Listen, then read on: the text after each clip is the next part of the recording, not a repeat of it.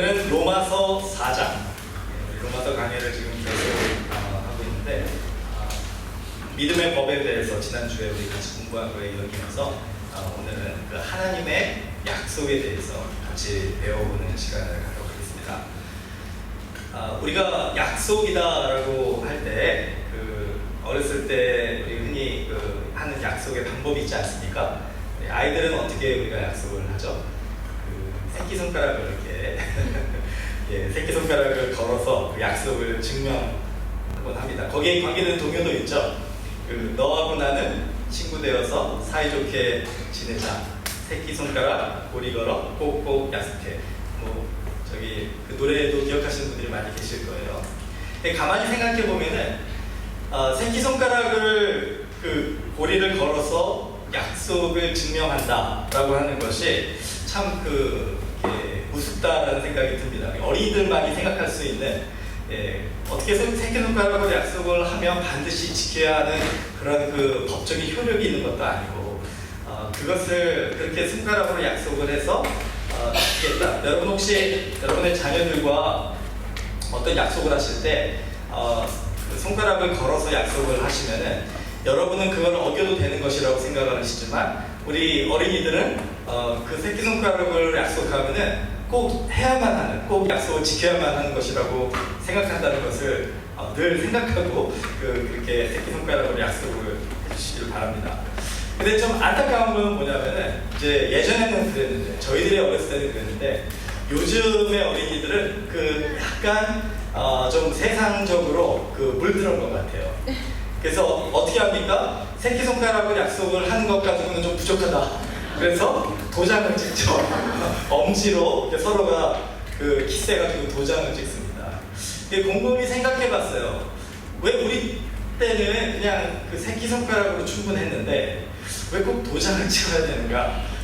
아마 어른들이 지장을 찍는 그런 것을 보면서 이게 좀 흉내내는 것이 아닐까 생각을 해봅니다. 물론 그것도 순수한 거죠.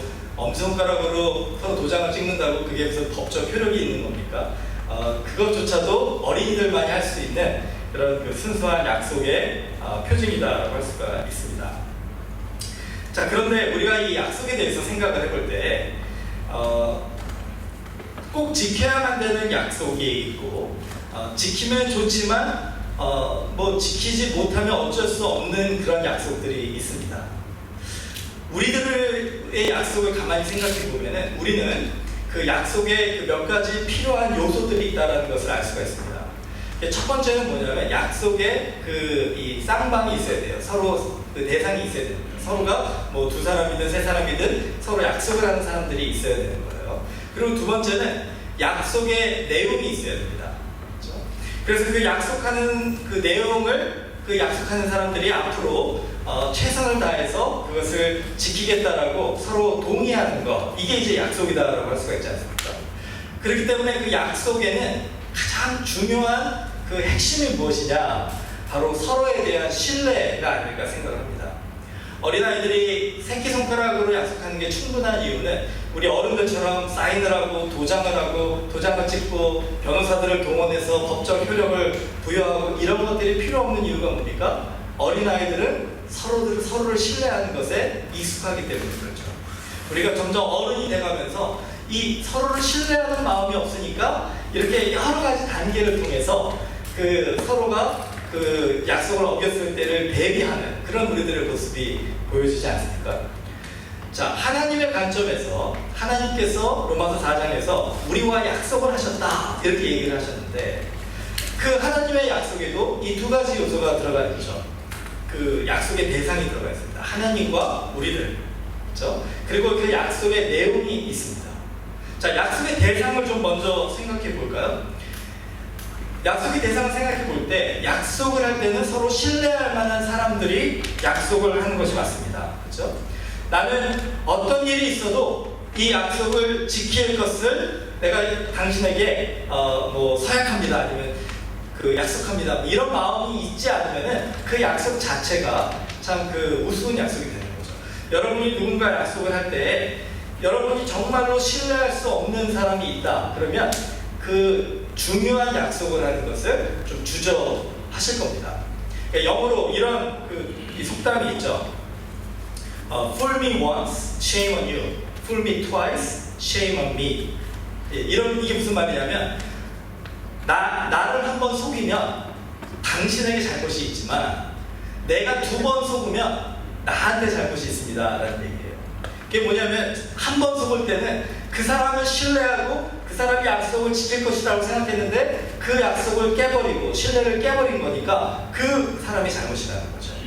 그런데 그렇게 신뢰와 약속을 깨버린 사람과 똑같은 약속을 또 한 번 한다면, 또 계속 반복해서 한다면 그거는 그 사람의 잘못이 아니라 그 신뢰할 수 없는 사람을 신뢰하는 내가 어리석은 거다, 이렇게 지금 이제 얘기하는 것이죠. 여러분, 우리가 이 현실 속에서 너무나도 우리가 공감하는 거 아닙니까? 여러분의 정말로 그 이웃이 여러분의 신뢰를 깨버렸을 때, 여러분은 뭐 사기를 치거나 아니면 여러분과 한 약속을 어기는 것을 너무나도 쉽게 그렇게 생각한다거나, 그런 사람하고 여러분이 정말 진지한 약속은 안 하실 거예요. 자, 그렇다면은 하나님과 우리의 관계를 한번 생각해 봤으면 좋겠습니다. 하나님은 신실하신 분이시죠. 하나님은 약속을 성실하게 지키시는 분이에요. 그런데 우리는 어떻습니까? 우리는 하나님과의 약속뿐만이 아니라 사람과의 약속조차도 지키려고 최선을 다하지만 항상 100% 그 약속을 지키지 못하는 사람들 아닙니까? 우리는 우리 본질상, 우리 이 본성으로 그 약속을 완벽하게 지킬 수 없는 사람들이라는 거죠. 하나님이 이걸 모르셨을까요?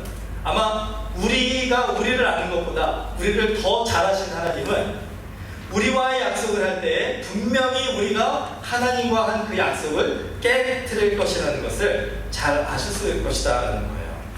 로마서 3장 23절에 뭐라고 얘기가 되어 있습니까? 모든 사람이 죄를 범하였음에 하나님의 영광에 이르지 못하더니, 우리가 하나님 앞에, 하나님, 내가 하나님을 기쁘시게 해드리고 죄를 짓지 않고 정말 하나님의 아들로서 딸로서 제자로서 열심히 하겠습니다, 이렇게 주일날 열심히 기도하시고 하나님께 약속하신 다음에 이제 세상으로 나아가서 살아가실 때, 월요일부터 토요일까지 우리가 얼마나 많이 하나님을 실망시켜 드립니까?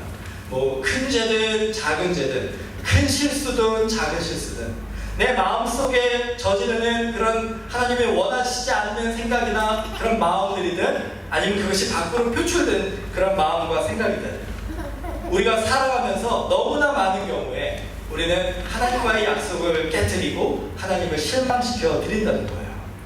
그리고 나서는 주일날 다시 돌아와가지고, 하나님 죄송합니다, 나를 용서해 주세요, 이제 내가 다시 하나님 회개하오니 이제 주님 안에서 다시 이렇게 주님이 기뻐하시는 삶을 살겠습니다, 이렇게 여러분이 회개하고 결심하고 하나님께 정말 믿음을 다해서 약속을 하고 그리고 돌아가신다는 거죠. 그리고 나서는 월요일부터 토요일까지 열심히 살려고 노력하지만 우리 중에 그 어느 누구도 죄가 없는 사람이 없기 때문에, 죄를 짓지 않고 살 수 있는 사람이 없기 때문에 우리는 또 그 약속을 깨버리고 또 하나님을 실망시켜드리고 또 정말 그 폐잔병처럼 주일날 이렇게 예배자리에 나온다는 것이죠. 그리고는 뭐합니까? 또 하나님과 약속을 하죠. 여러분, 우리가 만약에 하나님이라면 Fool me once, shame on you. Fool me twice, shame on me. 이런 만약 이 속담을 우리가 정말 진리라고 생각한다면, 하나님은 이 세상의 그 어느 누구보다도 정말 바보 중에 바보가 아닌가 생각합니다. 2번이 아니에요. 3번이 아닙니다. 여러분의 평생을 살아가는 동안에 여러분이 하나님과 약속하고 깨시고 또 약속하고 깨시고, 뭐 다른 종류의 약속이라면 좀 그런 이해하죠. 똑같은 그런 죄를 짓고 하나님 앞에 나와 회개하고 돌아서서 또 똑같은 죄를 짓고 또 나와서 참 염치가 없죠. 크리스천들이요. 우리 좀 같이 저를 따라해주세요. 나는 참 염치가 없는 사람입니다. 여러분, 하나님의 입장에서 보시는데요, 이건 답답함의 차원을 넘어서는 거 아닙니까? 이거는 정말 하나님이 보실 때는 정말 바보 중에 바보 같은 일이에요. 그렇죠? 여러분, 이게 바로 하나님의 약속의 미스테리인 것 같습니다.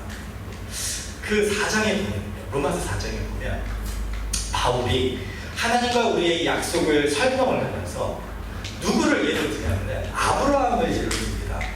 오늘 저희가 좀 아브라함에 대해서 같이 좀 살펴봤으면 좋겠어요. 왜 아브라함을 예로 드냐면 아브라함은 어떤 사람입니까? 아브라함은 하나님께서 하나님의 구원의 계획을 이루시기 위하여 독생자 예수를 보내시기 위한 그 전체적인 인간을 구원하시기 위한 계획을 세우시고 그 계획의 그 첫 출발을 아브라함과 함께 시작하셨다는 거예요. 그러니까 아브라함에게 주신 창세기 12장의 하나님과의 약속은 예수 그리스도가 이 땅에 오시기 위하여 반드시 필요했던 약속이라는 것이죠.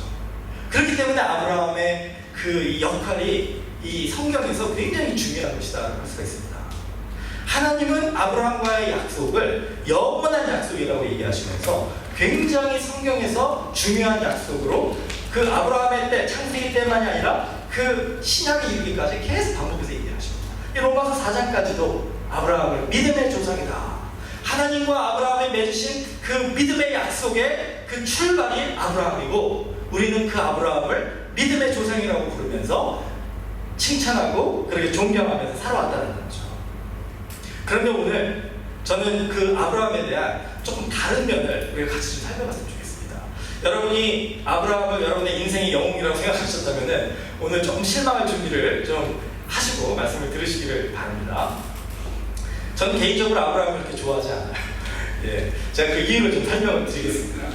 자, 아브라함은 어떤 사람입니까? 아브라함은 창세기 12장에 1절에 2절에 보면요, 하나님이 그에게 엄청난 축복의 약속을 주신 사람입니다. 여호와께서 아브라함에게 이르시되 너는 너의 고향과 친척과 아버지의 집을 떠나 내가 내게 보여줄 땅으로 가라. 내가 너로 큰 민족을 이루고 내게 복을 주어 내 이름을 창대하게 하리니 너는 복이 될지라. 그리고 나중에 그 15장 17장 이렇게 보면 너는 복이 될지라만이 아니라 복의 근원이 될지라. 얼마나 아름답습니까? 여러분, 이런 축복을 하나님께 우리가 받는다면 정말 너무너무 행복할 것 같아요. 아브라함은 그런 축복을 받는다.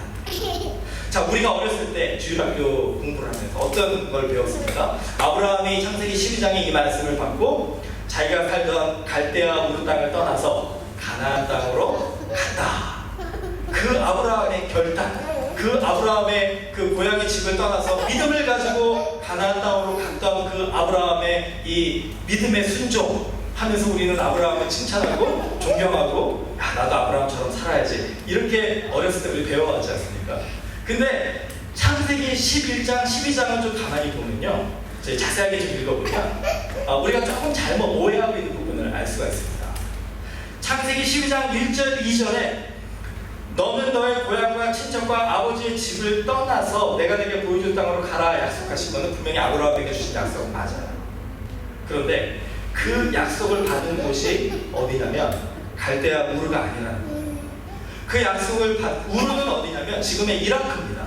그러니까 이라크에서 가나안, 이스라엘, 지금 이스라엘까지 가는 것은 굉장히 먼 길이고 험난하고 그 가는 거리가 굉장히 그게 낚여져 있지 않은 길들을 거쳐가야 되는 그 쉽지 않은 결정이에요, 진짜. 그런데 지금 아브라함이 12장에 이 말씀을 받은 곳은 이라크, 갈대아 우르가 아니라 지금의 터키인 이 하란이라는 지역입니다. 하란. 지금도 있어요. 그 하란에서 가나안까지 거리는, 그렇게 물론 그 가까운 거리는 아니지만 무역 상인들이 자주 다니는 그런 길이기 때문에 그때는 이제 거기를 소아시아라고 했고, 우리가 잘 아는 바울의 선교 여행의 그 통로도 그 통로를 통해서 갈 만큼 그렇게 쉬운 길이었습니다. 여행하는 사람들이 다니기가 쉬운 길이었어요. 창세기 12장에 아브라함께 하나님께서 말씀을 주시고 너는 내 고향과 친척과 아버지의 집을 떠나 내가 내게 보여줄 땅으로 가라 했을 때 그 말씀을 받은 곳은 바로 하란이라는 곳이었어요. 자, 그러면 어떻게 해서 아브라함의 그 집이 갈대아 우르가 아니라 하란으로 오게 되는가? 이건 이제 11장 31절 32절에 배경 설명을 해주고 있다는 것이죠. 자, 제가 읽어드리겠습니다. 데라는 누구냐면 아브라함의 아버지예요. 데라가 그 아들 아브라함과 하란의 아들인 그의 손자 롯과 그의 며느리 아브라함의 아내 사레를 데리고 갈대아에 인해 우르를 떠나 가나안 땅으로 가고자 하더니 하란에 이르러 거기 거류하였으며 데라는 나이가 205세가 되어 하란에서 죽었더라. 자, 이게 이제 11장 31절 32절 11장의 마지막 구절입니다. 자, 이 얘기는 뭐냐면은 아브라함이 아니라 그 아버지 데라가 우르에 살다가, 제가 생각할 때 하나님의 특별하신 인도하심이 그 마음에 있었기 때문에 이런 결정을 하지 않았나 생각을 합니다. 하지만 무슨 이유에든지 간에 그 아버지 데라가 자기의 온 가족과 함께 어디로 이민을 가기로 결정을 했냐면 지금의 이스라엘이 가나안으로 이민을 가기로 결정을 한 거예요. 그래서 모든 걸 다 정리하고 가나안으로 가자 해서 아들 아브라함 또 롯 그 며느리 사라를 데리고 다 이주를 하기 시작한 겁니다. 그런데 이제 그 당시에 바로 가나안으로 가는 통로가 사막을 거쳐서 가는 너무 힘든 길이기 때문에 어떻게 했냐면은 그 터키로 가는 그 강을 따라서 일단은 올라간 거예요. 그래서 하란으로 가서 거기에서 이제 내려가기 쉽게 가나안으로 내려가려고 계획을 했던 걸로 추측할 수가 있습니다. 그런데 하란까지 갔는데 그 데라가 아마 이제 좀 쉬어가자라는 생각으로 일단 하란에 정착을 한 것 같습니다. 근데 정착을 했는데 더 가나안까지 가지를 못하고 그냥 거기 눌러 앉아 버린 거예요. 그래서 거기에서 데라가 죽을 때까지 그 데라의 가족 아브라함과 롯과 사레와 그 모든 가족들이 이 하란에 이제 살게 된 겁니다. 여러분, 그게 바로 지금 창세기 12장에 하나님께서 아브라함을 만나서 명령해 주신 배경이다라고 할 수가 있는 거예요.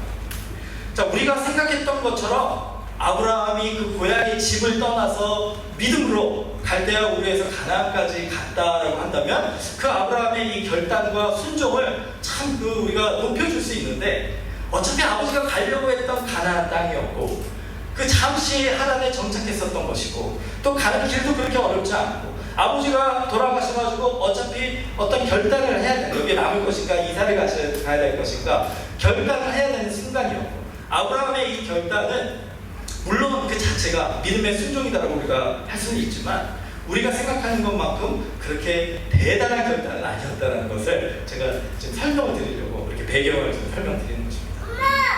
여러분, 왜 이 얘기를 제가 드리냐면 아브라함이 정말 믿음의 조상이었다고 칭찬을 받을 만한 그런 순종이 아니었음을 말씀드리려고 합니다. 오히려 저는 하나님께서 이 약속을 하시려고 했다면은 아브라함과 아니라 차라리 그 아버지인 데라와 했다라고 한다면 좀 이해가 될 것 같아요.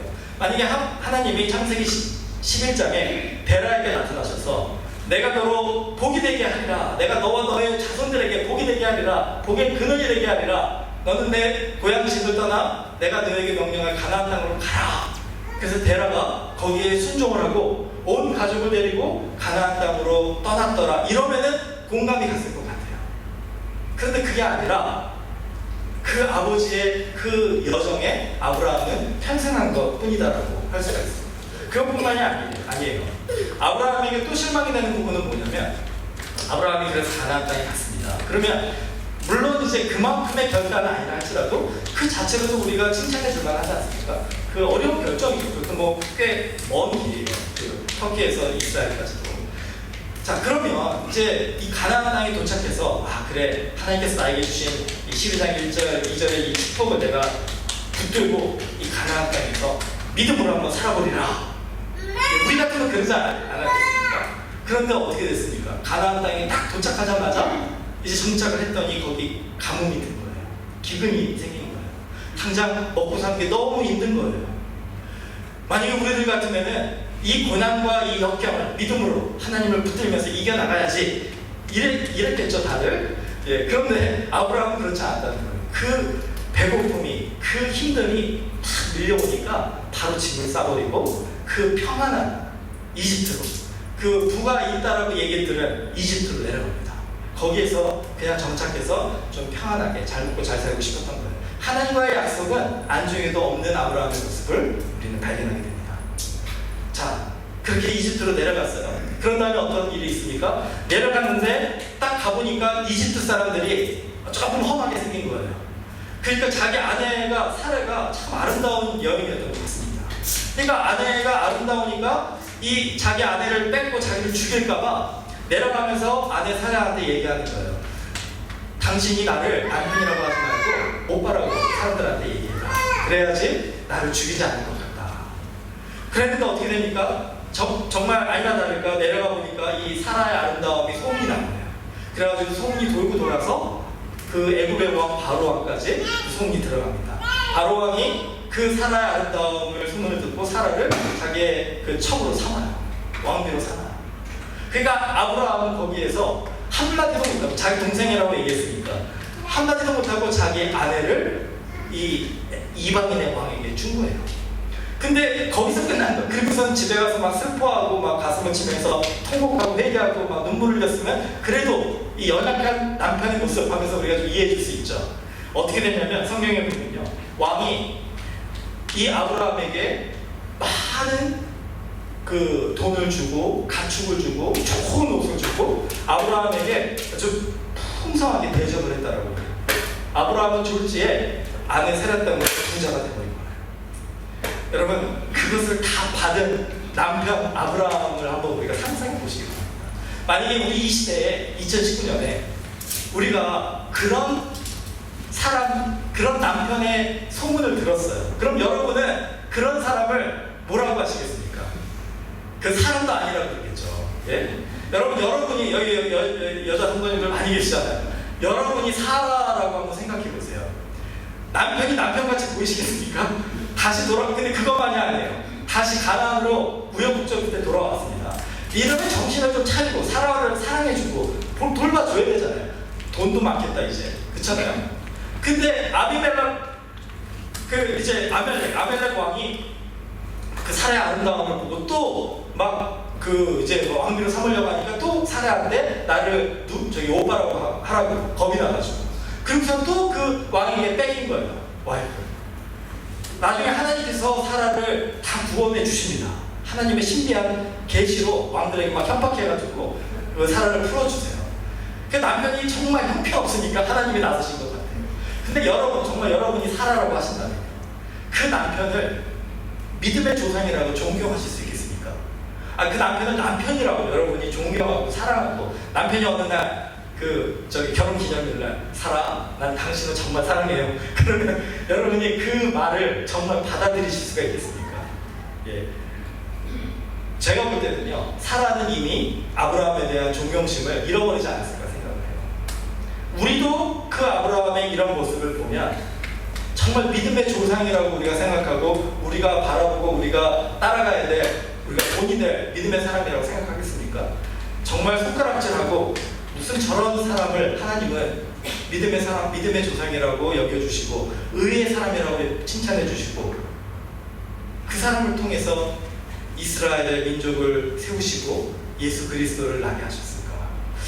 어떻게 그 시대에 아브라함 같은 사람밖에 없었을까? 아브라함보다 조금 더 신뢰할 만한 사람, 조금 더 나은 사람은 없었을까? 우리는 한번 이렇게 생각해 볼 수 있지 않을까요? 만약에 우리가 약속을 한다면은 아브라함 같은 사람이 아니라 아브라함보다는 조금 더 나은 사람하고 약속을 하지 않았을까? 여러분, 우리가 인간적으로 생각해 보면요, 제가 왜 아브라함을 별로 안 좋아하는지 여러분 잘 이해를 하실 겁니다. 그런데 참 미스터리, 안타까운 이 진리는 뭐냐면은 로마서를 읽어보면 바울은 아브라함을 칭찬한다. 여러분, 우리 로마서 다시 한번 우리 4장 우리 같이 좀 보겠습니다. 4장 로마서를 보면요, 이 바울이 아브라함한테 뭐라고 얘기하냐면 18절 좀 우리 같이 28절 같이 읽어보겠습니다. 시작. 아브라함이 바랄 수 없는 중에 바라고 믿었으니 이는 내 후손이 이가 되리라 하신 말씀대로 많은 민족의 조상이 되게 하려 하심이라. 여러분, 아브라함이 지금 이 말씀만 우리가 보면은요, 굉장히 믿음이 좋은 사람처럼 그렇게 바울이 칭찬을 하고 있지 않습니까? 바랄 수 없는 중에 바라고 믿었다. 뭘 믿었을까요? 저는 이렇게 생각해 봅니다. 하나님께서 세상의 그 시대에 아브라함보다 훌륭한 믿음의 사람들이 훨씬 더 많았을 거라고 생각하지만 그 사람들보다 아브라함을 더 존중하시고 더 귀하게 여기시고 아브라함을 일부러 선택하신 것이 아닙니다. 아브라함의 이 연약한 모습들을 다 아시면서도 하나님께서 아브라함을 일부러 선택하신 것이 아닌가 생각합니다. 왜 그랬을까? 아브라함은 참 연약한 사람이고 정말 의롭다 할 만한 그 티끌만한 그런 칭찬받을 만한 일도 하지 않은 사람인데 아브라함에게 한 가지 잘한 것이 있어요. 한 가지 칭찬받을 만한 것이 있었습니다. 그게 뭐냐면 아브라함은 자기 주제를 잘 아는 사람이었어요. 주제 파악을 잘하는 사람이었어요. 저를 좀 따라해주세요. 아브라함은 주제 파악을 잘했습니다. 아브라함은 자기가 정말로 형편없는 사람이라는 것을 잘 알고 있었습니다. 아브라함은 자기가 의롭지 못하다는 것을 잘 알고 있었어요. 아브라함은 하나님이 없으면 자기는 망한다는 것을 잘 알고 있었어요. 그래서 아브라함이 한 일이 뭡니까? 성경에 보면은요, 아브라함은 가는 곳마다 제단을 쌓고 예배를 드립니다. 아브라함에게 하나님께서 책망하시고 꾸짖으실 때 아브라함은 토를 달지 않아요. 자기의 잘못을 인정합니다. 그리고 돌아서요. 그리고 하나님께 나와 하나님 어찌하면 좋겠습니까? 하나님의 인도하심을 귀 기울이는 겁니다. 물론 하나님이 이렇게 해라 라고 약속해 주시고 아브라함이 순종하고 또 실패하고 또 넘어지고 똑같은 잘못을 저지르지만 그런 후에도 아브라함은 다시 하나님께로 돌아온다. 다시 하나님께 예배. 어떻게 보면은 참 뻔뻔하다 할 정도까지. 그 아브라함의 뻔뻔함은 어디에서 나온 겁니까? 주제 파악을 잘하는 것에서 나옵니다. 나는 이것밖에 안 된다는 것을 하나님 앞에 누구보다도 잘 알았기 때문에 이렇게 형편없는 인생을 반복해서 살면서도 하나님께 예배하러 나온 사람이었다는 거예요. 여러분, 어떤 사람이 하나님이 더 기뻐하실까요? 나는 정말 죄가 많은 사람이야 이렇게 생각하고 하나님께 나와서 예배하지 않는 사람을 하나님이 기뻐하실까요? 아니면 나는 이렇게 죄가 많은 사람이야 하면서도 하나님 앞에 매주 나와서 예배하고 하나님 나를 용서해 주세요. 정말 그 무릎 꿇고 통곡하며 회개하는 세리처럼 하나님 나는 주님 앞에 예배할 기도할 자격조차 없는 사람입니다. 나를 용서해 주시고 불쌍히 여겨주세요. 이렇게 기도하고 또 나와서 똑같은 죄를 저지르지만 또 다시 다음 주 예배에 나와서 또 하나님 앞에 통곡하며 울며 회개하는 사람.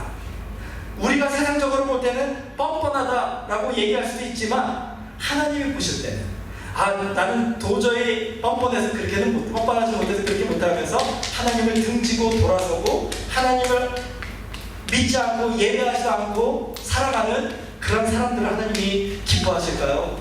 아니면 그럼에도 불구하고 주님께 나와 정말 주님 없으면 살 수 없는 사람처럼 다시 회개하고 주님을 바라는 사람을 하나님이 기뻐하실까요?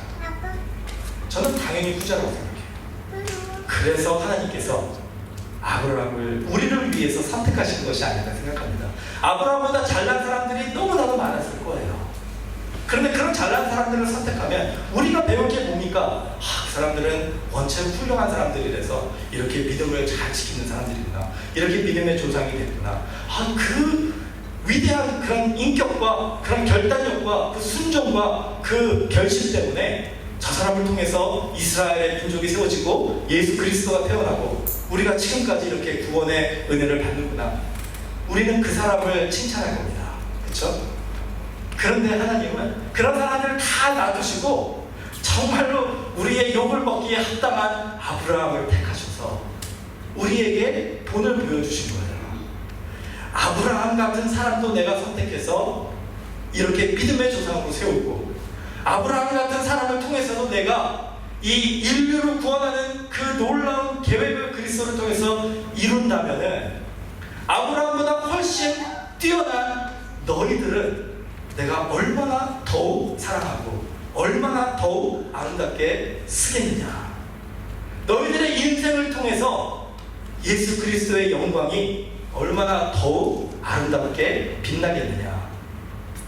여러분, 저는 아브라함을 택하셔서 이렇게 구원의 계획을 이루신 하나님의 그 목적은 순전히 저희들 때문이라고 생각합니다. 우리가 얼마나 하나님 앞에 약속을 깨고 정말 하나님 앞에 부족한 사람들입니까? 신뢰받지 못할 사람들입니까? 그런데 하나님은 아브라함을 통해서 우리에게 소망을 갖게 하신 거예요. 하나님은 아브라함을 믿음의 조상이라 부르시고 그를 의롭다 여기시고 그가 형편없는 속에서도 하나님만 붙들고 하나님과 함께 하고자 노력하는 그 모습을 우리를 통해서 배우게 하심으로써 너희도 가서 이와 같이 하라 말씀해 주시는 게 아닌가 생각해 봅니다. 여러분, 우리가 예수 그리스도가 우리에게 약속을 주셨잖아요. 그렇죠? 이제 그 내용을 좀 생각해 볼까요? 대상 우리가 봤으니까. 예수님이 우리에게 주신 약속이 뭡니까? 너무나도 많은 것 같은데 성경을 좀 깊이 읽다가 보면은요, 이렇게 정리가 돼요.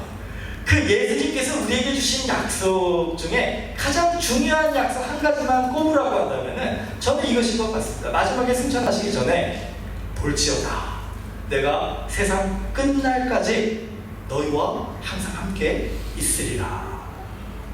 저는 그게 예수님께서 우리가 꼭 기억하기 원하시는 약속, 그게 우리가 붙들고 우리도 지키기를 원하시는 약속인 것 같아요. 예수님이 우리와 항상 함께 해주시겠다라고 약속하셨다면은, 그러면 우리가 예수님께 새끼손가락을 걸고 다시 해야 되는 약속은 뭘까요? 예수님, 나는 예수님을 위해서 정말 죄를 하나도 안 짓고 예수님을 위해서 내 모든 것을 다 헌신하고 저 아프리카 오지에 가서 선교하고 우리 교회를 세우는 일에 정말 전심전력 노력하고 여러분 여러 가지 다 얘기할 수 있겠죠. 근데 그게 아니라는 거예요. 우리가 새끼손가락을 걸고 지장을 찍으시고 예수님께 드리는 약속은 예수님이 우리에게 주신 약속을 그대로 예수님께 드리는 것뿐이라는 거죠. 내가 세상 끝날까지 너희와 함께 있으리라 약속하신 그 예수님의 약속을 우리가 똑같이 드리는 건 뭡니까? 주님, 나의 인생이 다하는 그날까지 나도 주님과 항상 함께 있겠습니다. 이게 바로 우리의 약속이 되어야 되는 거 아닐까요? 그게 바로 하나님이 우리에게 기대하시는 약속, 하나님이 우리에게 간절하게 우리가 지키기를 소망하시는 약속이라는 거예요. 다른 것들은 다 부수적인 겁니다. 있으면 하나님께 영광이고 너무나도 아름다운 것이지만 없어도 그게 큰 차이가 없는 거예요. 여러분, 우리의 인생을 한번 생각해 볼 때 정말 하나님이 우리에게 원하시는 행복은 뭘까요? 정말 하나님이 우리 개개인의 삶 속에서 기대하시는 그 약속을 이룸으로써 완성됨으로써 아름답게 하나님이 영광 받으시고 우리가 행복하게 정말 그 약속을 이룬 자로 그렇게 주님을 만나게 되는 그날에 우리가 들고 갈 것은 무엇일까 한번 생각해 보세요. 저는 이렇게 생각합니다. 아무리 우리가 정말로 인생에서 많은 업적을 남긴다고 하더라도요, 하나님이 그것을 보시고 야, 너 참 잘했다 이렇게 칭찬해 주실까? 물론 칭찬해 주시겠지만 그렇게 큰 칭찬은 안 하시고, 하나님께서 우리를 만나실 때 정말로 칭찬해 주실 것이 무엇일까 생각해 보면, 내가 정말로 비가 오나 날이 좋으나 내 인생에 행복이 있으나 어려움이 있으나 내가 정말로 하나님 앞에 영광 돌리는 삶을 사나, 정말 하나님 앞에 부끄러움을 드리는 삶을 사나, 내 인생에 어떤 여정을 우리가 경험하든지 관계없이 나는 주님만 붙들고 살았습니다. 나는 주님과 동행하며 살았습니다. 이 고백을 우리가 주님 앞에 드리면은 우리 인생에서 하나님께서 참 기뻐하시고 잘 살았고 너는 너의 약속을 지켰다라고 칭찬해 주지 않으실까요? 여러분, 이 소망을 가진다면 오늘부터 우리가 한 주 동안 살아가야 되는 삶에 우리가 노력해야 되는 것이 무엇일까 한번 생각해 보시면 좋겠습니다. 지난 한 주 동안 여러분이 집중해왔던 것은 무엇입니까? 여러분이 한 주 동안 살아가면서 열심을 다해서 노력했던 것이 무엇입니까?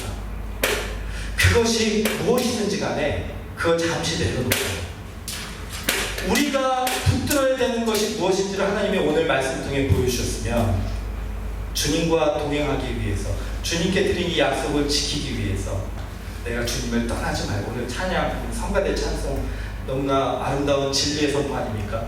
주님의 손을 꼭 붙잡고 한 걸음 한 걸음 내 인생을 걸어가리라. 그거면 되지 않을까요? 여러분, 돈 좀 없어도 행복할 수 있지 않습니까? 사람들이 좀 인정해 주지 않아도 회사에서, 학교에서, 여러분 이웃에서 여러분이 목적하는 거 조금 못 이루어도 너무 불안해하고 안타까워하고 조급해할 필요 없지 않을까요? 여러분이 생각하는 그 인생에 여러분이 가져야 되는 거, 여러분이 성취해야 되는 거 조금 못하더라도 괜찮지 않습니까? 하나님이 우리와 함께 하신다면, 우리가 하나님께 드린 이 약속을 우리가 지키기 위해서 최선을 다한다면 우리 인생에서 다른 부수적인 것들은 조금 없어도 나는 행복합니다 라고 얘기할 수 있지 않을까요? 여러분, 이거는 저의 도전이 아니라 오늘 말씀을 통해서 하나님께서 주시는 도전입니다. 여러분, 정말 행복하십니까? 우리가 말로는 나는 행복합니다 라고 얘기하지만, 제가 지난주도 말씀을 준비하면서 저 자신도 좀 돌아보고 또 우리 성도님들의 삶도 좀 기도하면서 생각해 봤어요. 우리 프린스하인 장로교회 성도님들이 정말 행복하실까? 정말 행복한 삶을 매일매일 살아가고 계실까? 미래의 행복한 삶을 내가 준비하기 위하여 오늘 그냥 행복하지 않아도 꾹 참고 그냥 열심히 사는 게 아니라 오늘 이 순간, 바로 지금 이 순간 나는 행복합니다 라고 고백하면서 살아가실 수 있을까? 만약에 그거를 못한다면 그 이유는 무엇일까? 한번 생각해 봤어요. 물론 저의 삶도 물론 돌아봤죠.